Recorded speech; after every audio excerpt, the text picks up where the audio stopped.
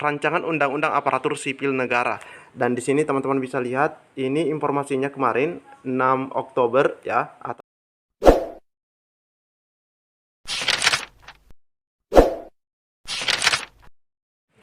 Bismillahirrahmanirrahim. Assalamualaikum warahmatullahi wabarakatuh. Di video kali ini admin kembali berbagi informasi terkait tindak lanjut teman-teman ya. Tindak lanjut dari rancangan Undang-Undang Aparatur Sipil Negara di tahun 2023 yang telah resmi disahkan pada tanggal 3 Oktober. Nah, kita mendapatkan informasi terbaru terkait tindak lanjut untuk peraturan turunannya atau peraturan pemerintah pelaksana rancangan undang-undang tersebut. Nah, kita bisa lihat teman-teman ya. Nah, kita lihat di sini. Nah, ini dia informasinya 6 Oktober 2023 jika kita lihat di sini. Dan langsung saja kita buka. Nah, ini dia rapat membahas konsep aturan pelaksana rancangan Undang-Undang Aparatur Sipil Negara. Dan di sini teman-teman bisa lihat ini informasinya kemarin 6 Oktober ya, atau rapatnya 6 Oktober 2023 ini sudah 407 kali dilihat ya. Oke. Nah, ini adalah foto dokumentasi pada saat rapat. Nah, ini dia. Oke, ini dia teman-teman ya. Oke, nanti kita lihat pembahasannya. Nah, teman-teman bisa lihat di sini. Ini langsung dari ruang rapat.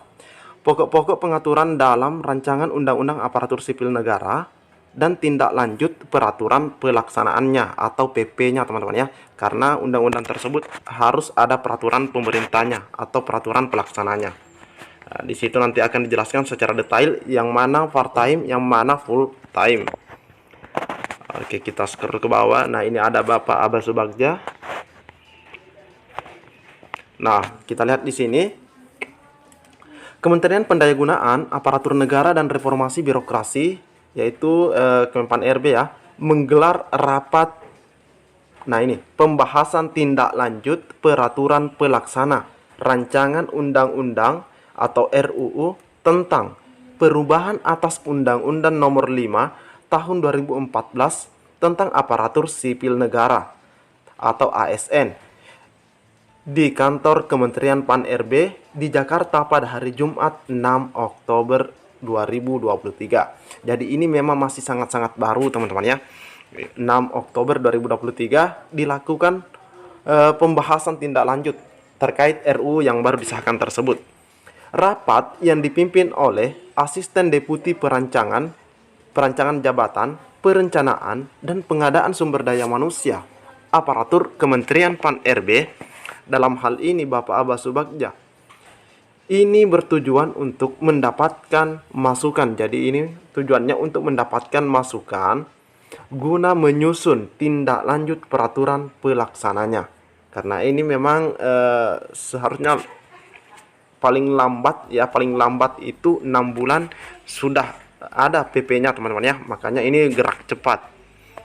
Hadir dalam rapat tersebut Sekretaris Utama Badan Kepegawaian Negara. Nah, ini dari BKN juga ada yang hadir, yaitu Imas Sukmaria.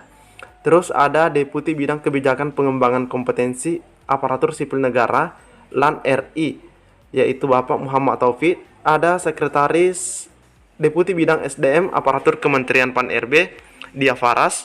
Asisten Deputi Penguatan Budaya Kerja Sumber Daya Manusia Aparatur Kementerian Pan RB, yaitu Damayani Tianti.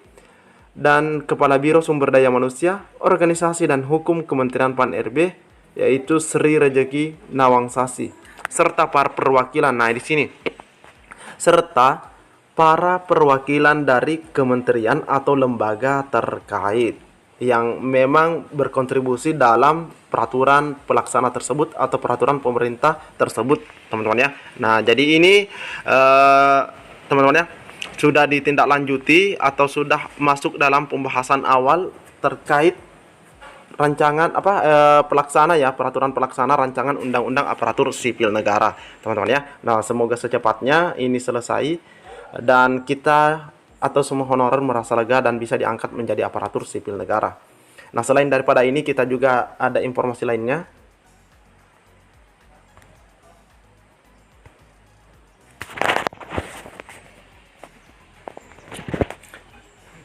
Nah, di sini yang tidak kalah menarik yaitu terkait zaman SBY yang mengangkat ada 870.000 honorer langsung jadi PNS. Kenapa ini dimunculkan kembali di saat muncul informasi terkait tindak lanjut peraturan pelaksanaan tersebut? Otomatis ini ingin memberikan sinyal agar pemerintah sekarang juga bisa juga harapannya bisa sama pada zaman Pak SBY, yaitu mengangkat secara langsung jadi pegawai negeri sipil. Nah, pastinya teman-teman juga sangat mendukung hal tersebut. PP turunan Undang-Undang ASN 2023 mulai dibahas. Nah, ini di media gpnn.com, ini 7 Oktober 2023 teman-teman ya, dimuatnya atau di hari ini. Nah, ini sama persis dari Menpan RB.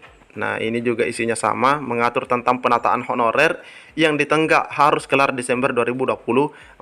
Namun belum ada keterangan resmi apakah rapat di kantor Kemenpan RB pada hari Jumat tersebut membahas rancangan PP manajemen ASN yang di dalamnya juga mengatur soal pengangkatan honorer menjadi P3K.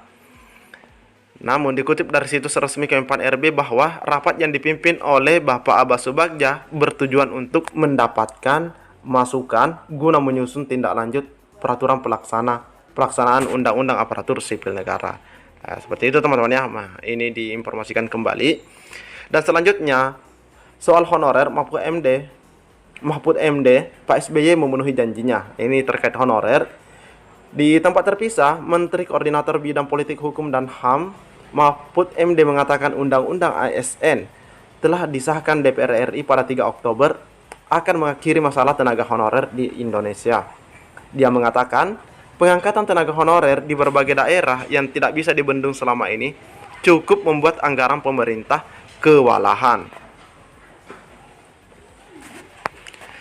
Selanjutnya, baru-baru ini kita membuat pembaruan undang-undang ASN untuk menyetop masalah ini agar tidak ada eksploitasi.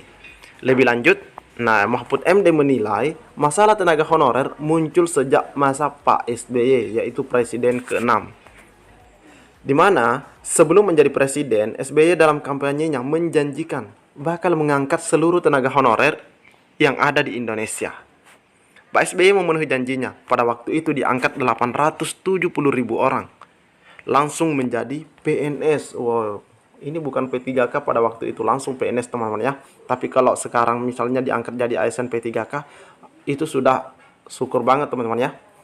Masih ada sisanya, kalau enggak salah sekitar ada 50.000 orang yang mau diangkat pada tahun itu. Tapi masih disuruh memenuhi syarat apa gitu. Jadi ada persyaratan sehingga 50.000 ini masih tidak ikut di antara teman-teman yang lainnya untuk diangkat. Namun, kata Mahfud MD, saat ini jumlah tenaga honorer itu justru semakin membengkak menjadi jutaan orang. Lantaran hampir setiap kepala daerah yang baru membawa tim suksesnya menjadi tenaga honorer. Wah, jadi ini pernyataan dari Pak Mahfud, teman-teman ya.